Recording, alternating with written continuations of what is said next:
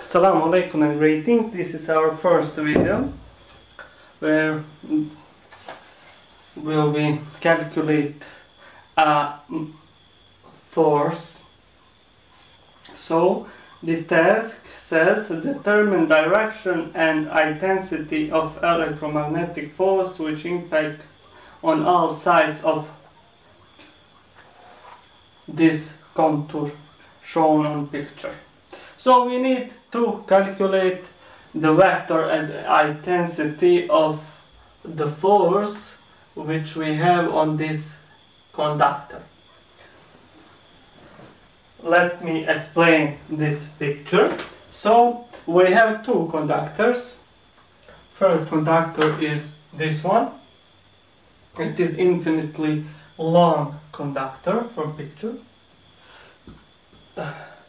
What will happen? It will happen that this conductor will create its magnetic field. His magnetic field are, as we already know, circles.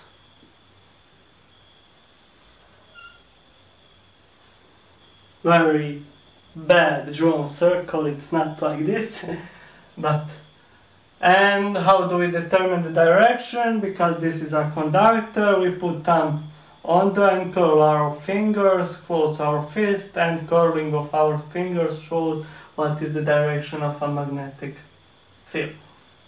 So this is it. Because this is all in same surface and the conductor is here and this complete contour is here, it means that at this point, which is parallel to a conductor, as we already shown, so for example, this is conductor, and at this point we have only one component. It is in z-axis, or it is towards you or from you to the table, because our vector here is a tangent to the circle, so our vector here is a tangent and it has direction from you towards table. And it has that direction on the right side of the conductor. So this is our B1. Now, when a current flows here, it creates a magnetic field here.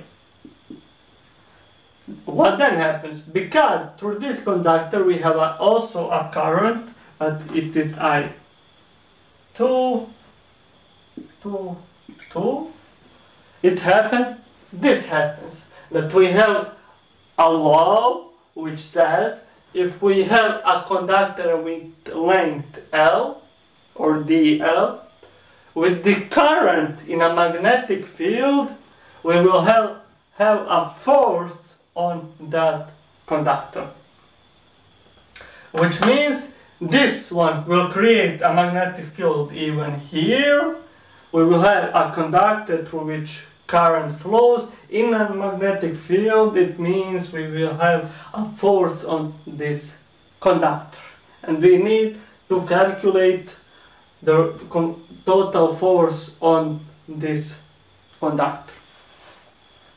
Firstly, what will we do? We will determine its direction. The direction of all forces. How do we determine? As we already saw in a previous video,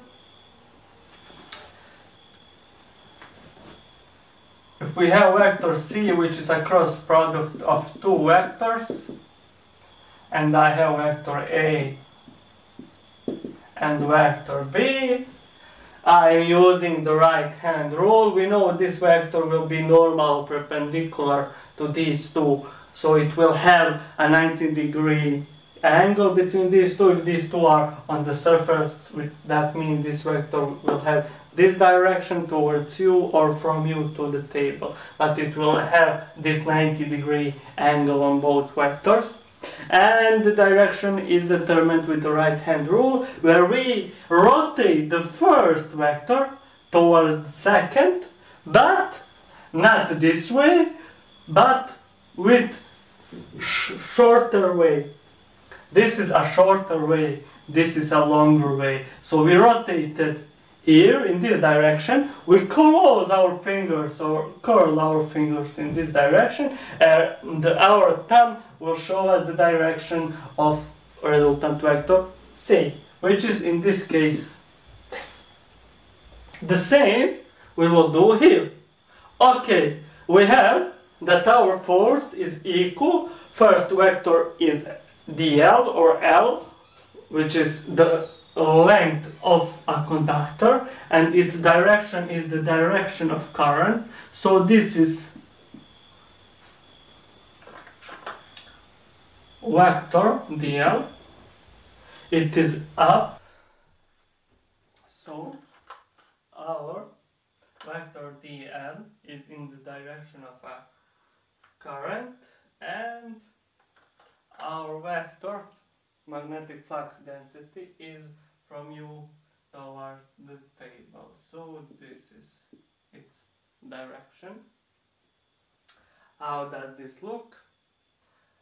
So we have this our dl vector, it is this blue marker, and we have this red, which is B vector, because it begins here, it's actually like this, and I will rotate, so you can see this from another angle.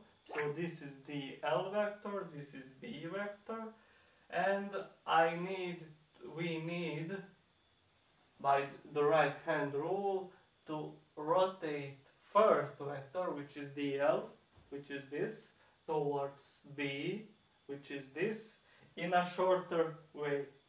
This is a longer way, this is a shorter way. So we need to rotate it like this. I will return it like it is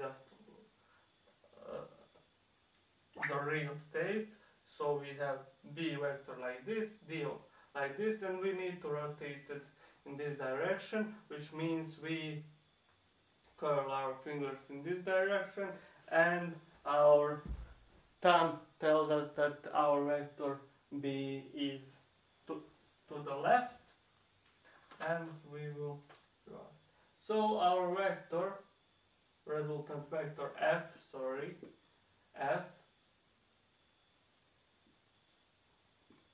is in this direction. Now, the next one, what do we have? We have this here, but here dl is in this direction. So we will determine it once again. B we have over there, dl is down, so it is like this, and I will rotate it towards you so you could see it from another angle. So once again, I rotate the first vector, which is the L, which is this, towards the second vector in a shorter term. So this is how I rotate it, and I will return it in this situation. This is dl, this is vector B. So I rotate this vector towards here. It means I need to curl my fingers in that rotation, and my thumb tells us what is the direction of our force, and it is to the right. So this is F3. The next one is this. So what do we have here? We have that dl has this direction, so it is to the right, and B has this direction, so I will rotate it so you can see it from another angle. Once again, I need to rotate this dl in a shorter way to B. I will return it as it is, so this is B, this is dl, and I will rotate it in this direction, which means that my vector F has this direction up. So this is F2, final conductor is this. So once again I have B over from U to the table, and I have E2. I rotated once again in a shorter path, and which means I need to rotate it in this direction, and my thumb tells us that our vector, our force is down. This would be F4. So these are the directions of our force.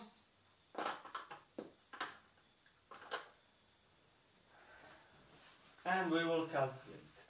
But first, in order to calculate our force, we must have B, vector B.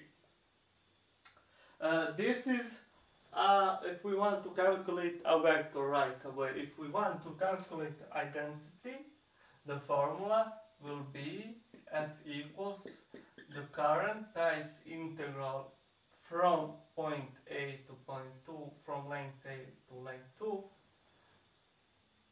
The vector product, let's remind you that A times B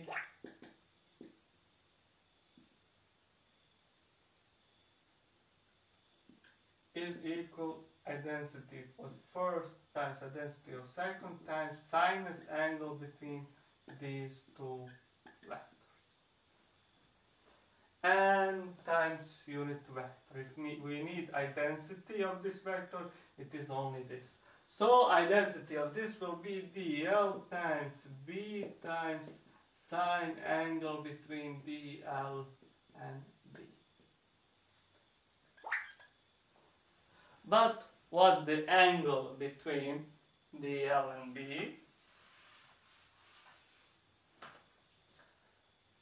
At every point here, we have b toward the table, and we have here dl, so the angle is 90 degrees.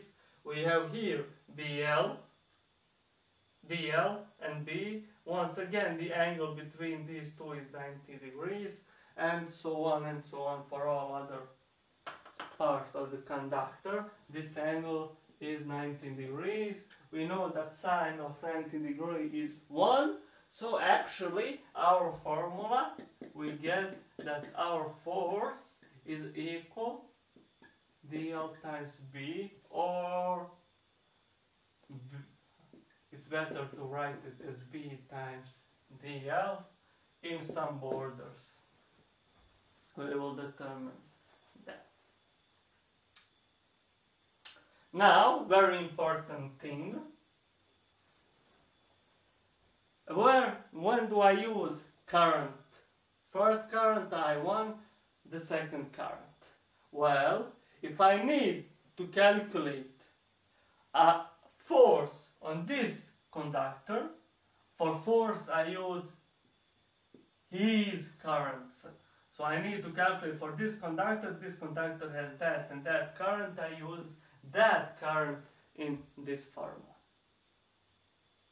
If I would want to calculate a force on this conductor, then in formula would be here I1.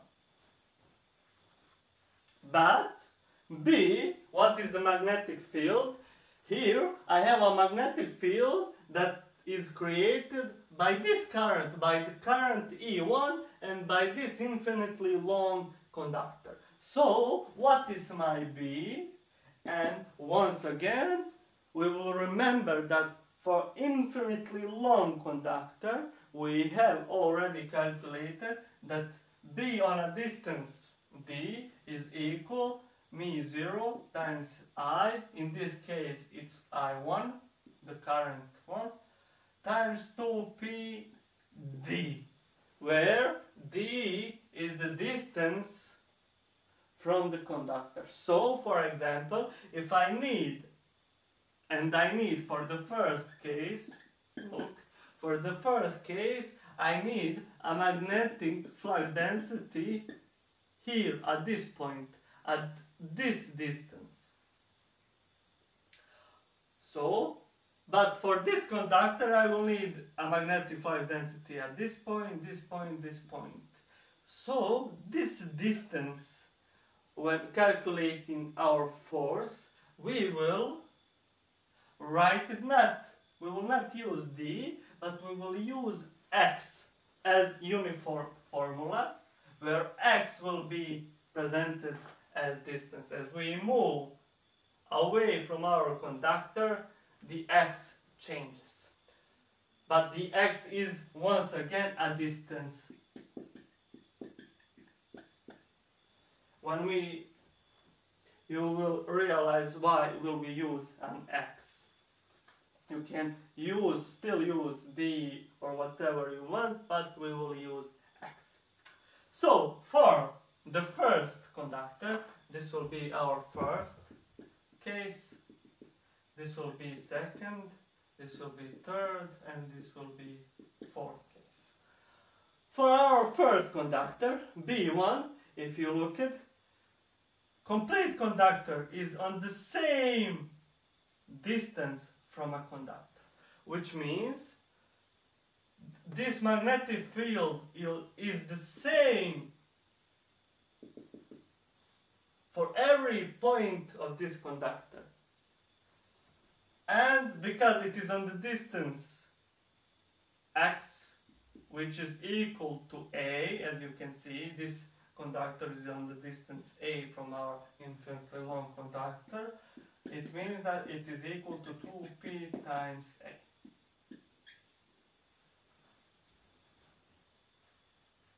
This is B1. After we have found B1, and we can see that B1 is constant, it doesn't depend from the length. It's the same here as it is here as it is here. Through all length of our conductor, B is constant. So we put it here. Our force F1 will be current I2 times integral B1, but B1 is, we will write it, let's write it, times dl, where dl is the length of our conductor. So this is the length of our conductor. It is equal to B, which means we will write it as that it goes from 0 to B. From 0 to B. Because that is total length of our conductor. Because we already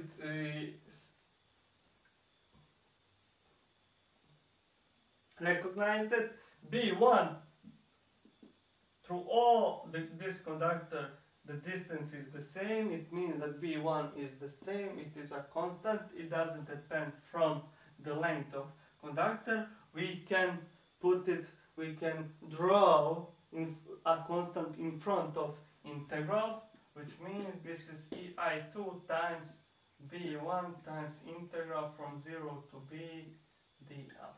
The solution of integral dl is the same like integral dx. The solution is x. Why? Because we had an x, we divided an infinitely small part of x, which is dx, but we say we will use integral. Integral means we will sum all of those dx, and when we sum all of those dx, we will once again get an x. So that's the reason why integral dx is equal to x.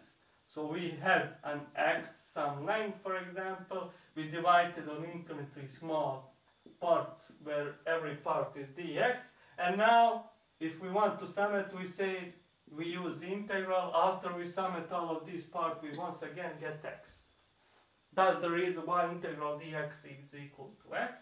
So here integral dl will be equal to L, but what is L? L is our length. What is the length of our conductor? It's B.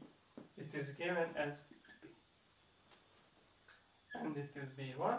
And we put it here in the formula. B is equal to 2 times A. We put everything here and we get that our F1 is equal 40 times 10 to the minus 7, which is 4 micronewton. Don't forget.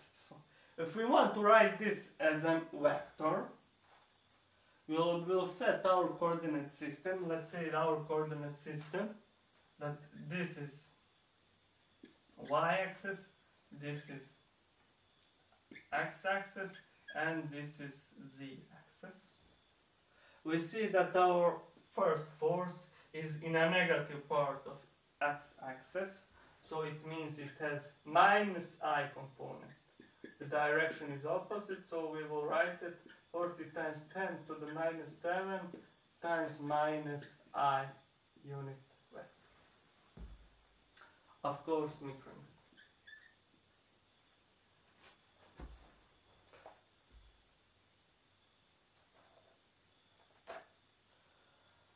Now, let's calculate right away this case, our third case. Why? Because it is the same. Just one thing is different. What's different? So,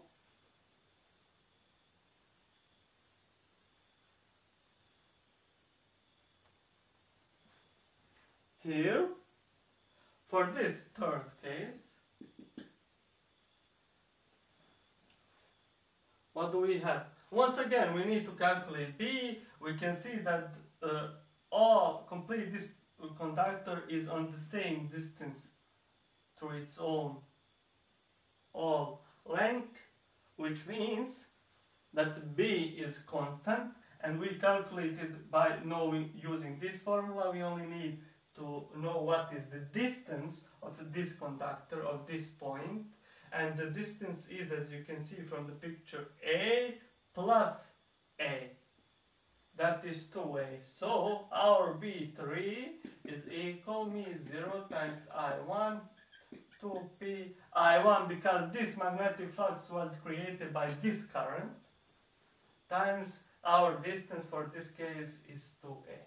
And we use the same formula, so F3 is equal to I2 times integral B dl, which means B is once again constant through all of its length.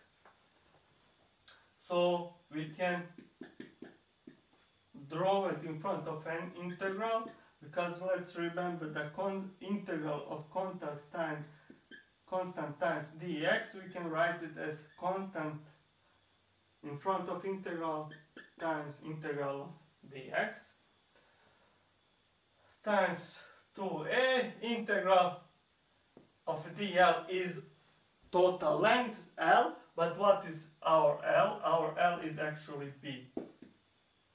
And once again we put all of this value inside and calculate, and we get that F3 is equal to 2 micronewton.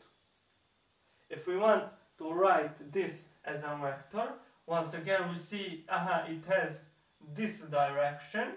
It is in an opposite direction. It is in a positive direction of x-axis, which means that it is plus I unit vector.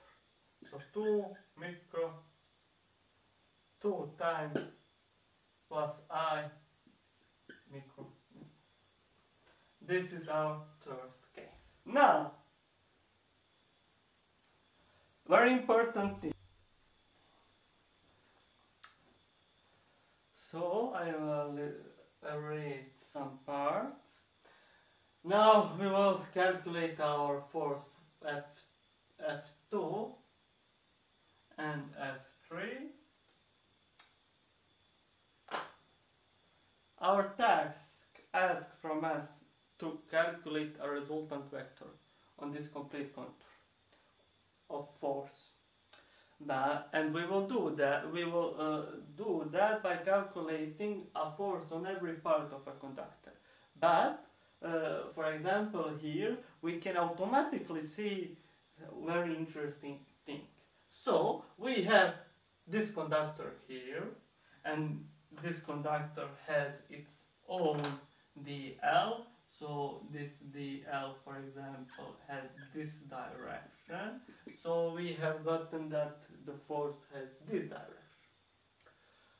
This part of S has the opposite direction of dl, but it has the same length. It has the same magnetic field, magnetic flux density. But what did this result? It resulted with the opposite direction of forces, which means we will get the amplitude of both of these forces is the same, because the geometry and the values are the same. The only different thing is direction. It means, as in our resultant vector, these components will give a zero because they have the same amplitude but opposite direction. And by solving this task, you could conclude that right away and don't calculate it. But we will calculate it to show you how it's done. Now, very important thing comes. What do we have now? In order to use this formula, we must have magnetic flux density B and dl. Okay, we have our conductor and we have dl. So dl are all of these infinitely small parts of our conductor. But what happens with B in this case? In this case, we had that all of these points of our conductor, all of the L's of our conductor are on the same distance from our infinitely long conductor. That meant that our B is constant for all of this length of conductor's length is constant, so we put it here. But now here, what do we have? For this dl, we need a magnetic flux density here. For this dl, we need here. For this dl, we need here. What happens? It happens that, for example, let's analyze this dl. This dl is on some distance different than this dl. So, because of that, this distance changes. Because of that, we will write this distance as an x, as an b will be a function from x, because b is equal μ0 I1, because this current created it. True for infinitely long conductor, we know the formula 2p divided times d distance, or because of this it changes the position of dl, and the magnetic flux density which we need changes because the distance is changing for every dl. We will write it as an x. So x changes. Now b is not a constant. Here is different value, here is different, here is different, because it depends from the distance, and the distance changes. So it is not a constant value. So, simply now, but because we put that the distance is an x, will this dl also, if this is an x, the infinitely small part of this, we will say it is an dx, and that we will write it and use the same designation x.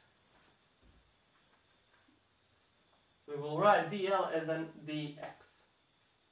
We could write this distance, for example, as an l and leave this as an dl, or I prefer to do this. So I put all of this into our integral, and we will get that the force Phi2 is equal to the force Phi4. Its amplitudes are equal. We have the same case here, dl, b changes, etc.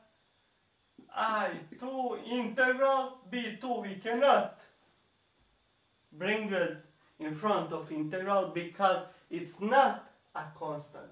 But here, these values are a constant, and we can put them in front. So what do we have? We have left an x divided with x, and here dl, or we will write it as an dx. What are the limits for x? Because x is changing, we are moving. Dx tells us what is the changeable variable. And from where, what is the starting and the end point of an dx? Well, dx is our conductor, so it means dx or dl starts from here, which is the distance a, and it ends here, which is a plus this a, which is 2a. So when we put this,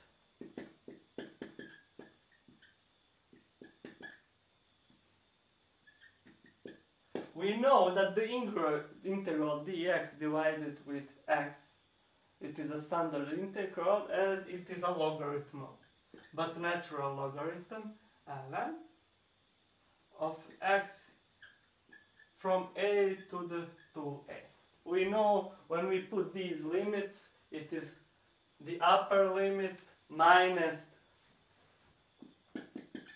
the lower limit, so it is I2 mu0 I1 2p. We get that ln logarithm of upper limit minus ln logarithm of lower limit. We know that the logarithm a minus logarithm b is the same as logarithm a divided with b, so we will use that, excuse me, f2 is equal to f4, I mean the amplitude, so we get that, so here is only logarithm of 2, and we can calculate the amplitude, which is 2 times logarithm of 2 micro. Now we will only write these these forces as a vector. So the first F2, its amplitude is 2 times ln logarithm of 2. This is not logarithm square, it's logarithm 2.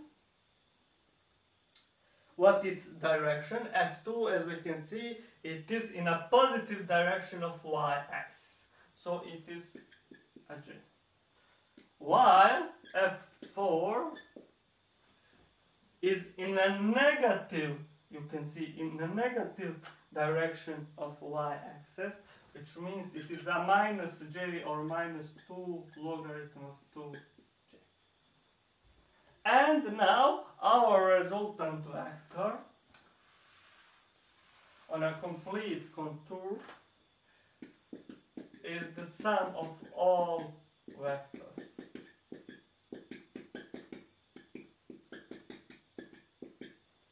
What will we get? That F2 minus F2 plus F4, it will be 2 logarithm of 2 minus 2 logarithm of 2. They are the opposite direction. We are left with these vectors. So the end result will be minus 2 in a direction of x, actually in a negative direction of x, I micro. So that's it for this video. Thank you for watching and see you in the next video.